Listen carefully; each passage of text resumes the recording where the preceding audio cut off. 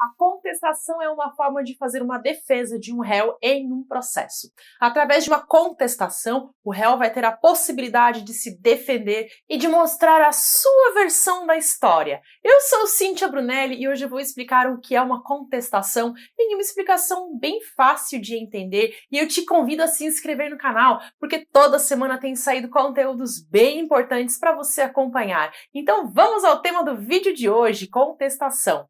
Um processo civil tem início através de uma petição inicial, que é feita pelo autor da ação.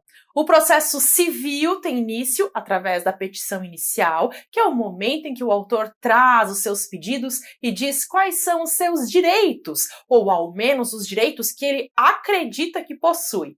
Depois disso, o juiz vai determinar a citação para que o réu participe de uma audiência de conciliação com o autor. A preferência é que sempre que possível haja uma conciliação, um acordo entre o autor e o réu, para que a ação termine mais rápido, sem ter que passar por todo o processo. Mas vamos imaginar que não há acordo. Nesse caso, se não houver acordo, o réu pode apresentar contestação.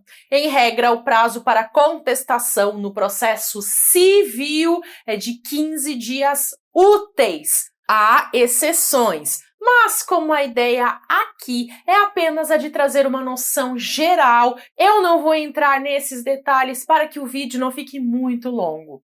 Em regra, temos o prazo de 15 dias úteis. A contestação é o ato processual em que o réu pode trazer argumentos para se defender dos pedidos do autor. O réu também pode juntar documentos que provem as suas alegações ou especificar provas que pretende produzir. Na contestação, o réu deve rebater os fatos alegados pelo autor. Se o réu não refutar algum fato, este será tido como verdadeiro. Ou seja, é bem importante que o advogado esteja atento na hora de fazer a contestação, para não deixar passar nada. Após a contestação, em alguns casos, o juiz pode solicitar que o autor traga réplica para se manifestar sobre os argumentos do réu. A ordem, então, no processo civil é essa: petição inicial, contestação e depois réplica, quando a réplica for cabível. E depois disso, o que é que acontece? Caso os documentos trazidos pelas partes já sejam suficientes para esclarecer os fatos, o juiz irá proferir a sentença. Contudo, em alguns casos é necessário ter audiência de instrução para ouvir as partes e as testemunhas. Dependendo da situação, também pode ser necessária a realização de uma perícia. Os procedimentos dentro do processo vão variar de acordo com aquilo que será necessário para esclarecer a questão. E se o réu não trouxer contestação, o que acontece? No processo civil, a contestação é facultativa, ela não é obrigatória. Se o réu não contestar a ação, ele pode ser considerado revel. A revelia ocorre quando o réu fica em silêncio e não traz contestação. E aí, no processo civil, nós temos os efeitos da revelia, o que significa que as alegações do autor serão presumidas verdadeiras. O processo vai correr, mesmo sem a contestação. E aí o réu pode ser bastante prejudicado, porque o juiz vai analisar o processo apenas através das alegações e das provas trazidas pelo autor, e não pelo réu.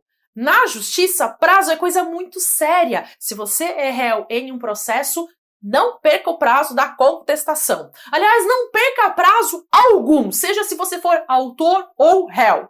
Agora conta pra mim, você concorda comigo que mais pessoas deveriam ter noção sobre as coisas mais importantes que acontecem dentro de um processo, você também é da opinião de que as pessoas deveriam saber mais sobre o direito e que o Brasil seria um país muito melhor se a população conhecesse os direitos e deveres e os trâmites dos processos? Pois então saiba que nós pensamos da mesma forma. Eu fico muito feliz de saber que existem mais pessoas que veem importância em haver uma sociedade de cidadãos esclarecidos. Eu não tenho nenhuma dúvida de que uma população mais consciente sobre as leis é um elemento chave para que tudo funcione de forma mais correta. É por isso que eu estou aqui e também é por isso que eu te convido a assistir a mais vídeos do canal. Já são mais de 300 vídeos gratuitos aqui no YouTube e eu te garanto que se você assistir um pouco